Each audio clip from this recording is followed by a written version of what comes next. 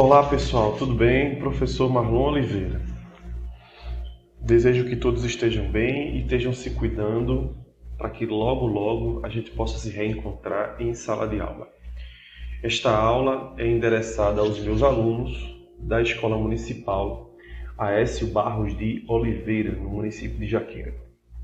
Bem, hoje nós vamos tratar do seguinte conteúdo: o Brasil no final do século XIX e início do século XX. Na aula de hoje, nós vamos utilizar uma metodologia diferente.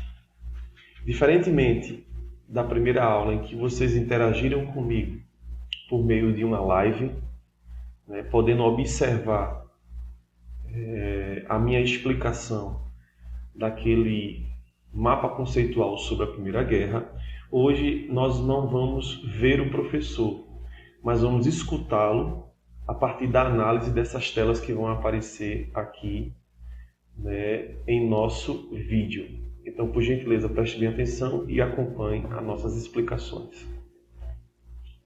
Bem, o Brasil no final do século XIX e início do século XX é um dos momentos mais importantes que a gente deve compreender no prosseguimento dos nossos estudos sobre o século XX. Então, não tem como a gente entender o que aconteceu no século XX se a gente, de certa forma, não entender como foi essa transição do século XIX para o século XX aqui no Brasil. Chamo a atenção de vocês para essas três imagens postas aqui nesta primeira tela.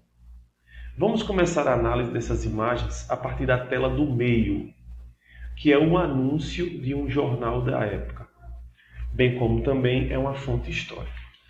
O jornal Gazeta de Notícias, do Rio de Janeiro, do dia 14 de maio de 1888, noticiou o fim da escravidão aqui no Brasil.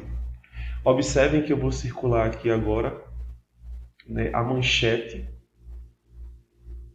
deste jornal, que se transformou num documento histórico. Então, o ato da abolição da escravidão aconteceu no dia 13 de maio de 1888 e a Lei Áurea, a famosa Lei Áurea que deu a liberdade aos escravos, foi assinada pela Princesa Isabel, que naquela época ocupava o posto de regente do Império Brasileiro, visto que o imperador Dom Pedro II não se encontrava no Brasil naquele momento, estava viajando em outro país. Então, sua filha assumiu o governo e protagonizou esse momento histórico da nossa história, dando fim ao trabalho escravo aqui no Brasil, como vocês podem observar por meio deste documento. A abolição da escravatura foi super importante porque ela inaugura justamente essa fase de transição entre o final do século XIX e início do século XX aqui no Brasil. Agora, observemos aqui esta segunda imagem, localizada aqui à nossa esquerda.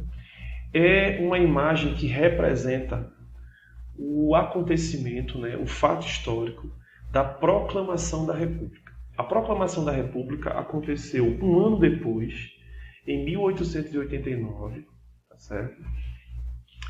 E foi o momento em que ocorreu a transição, a mudança de modelo político. O Brasil deixa de ser um império e passa agora a ser uma república. Um destaque muito especial que eu faço aqui nessa imagem é a concentração aqui desses homens, destes militares que protagonizaram, de certa forma, este momento. Os militares eram uma força política desse momento e protagonizaram este momento, ou seja, eram os principais personagens desse momento.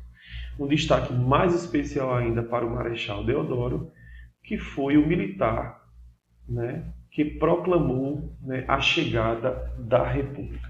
Então, a abolição da escravatura e a proclamação da República são dois fatos importantes do final do século XIX. Observa aqui comigo, são dois fatos importantes do final do século XIX. Já a terceira imagem, que está aqui localizada à nossa direita, é uma imagem de uma grande cidade brasileira, São Paulo, como você já pode observar aqui. né? E é uma imagem que retrata já o desenvolvimento, né? As mudanças que ocorrem durante o século XX.